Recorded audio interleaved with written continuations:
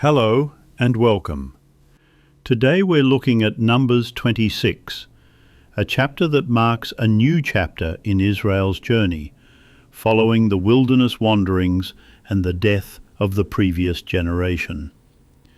It's a chapter about renewal, counting, and God's faithfulness. In Numbers 26, God commands Moses and the leaders to conduct a new census of the Israelites. Why?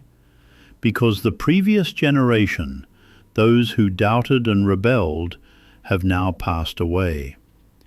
This new count is a sign of hope. God is preparing to lead a new generation into the promised land. What stands out here is the emphasis on God's faithfulness.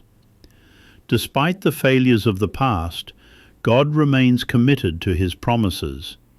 He's not giving up on his people. The census isn't just about numbers, it's about God's ongoing plan, his patience, and his grace.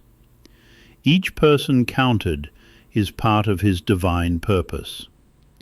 Another interesting point is how the chapter details the tribe's inheritance and land distribution. This reminds us that God's promises are real, tangible, and specific.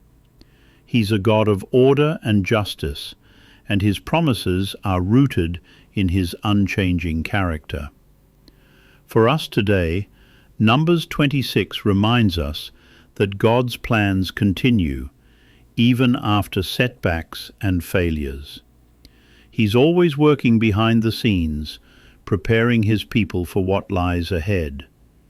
And just as he was faithful to Israel, he remains faithful to us. So, as you reflect on this chapter, remember, God's faithfulness is steady, his promises true, and his plans unfold in his perfect timing. I invite you to join the discussion. Visit our podcast supersite at godstreamradio.com. There, you'll find podcasts from leading Christian authors and many Christian musicians. Plus, be sure to subscribe to the Divine Stream Radio newsletter, where you'll receive inspiring messages and have the chance to enter our monthly draw to win one of Dr. Michael Youssef's books. You can subscribe by clicking the link in this podcast or by visiting divinestreamradio.com directly. Let's walk this journey of reliance together. Thanks for tuning in.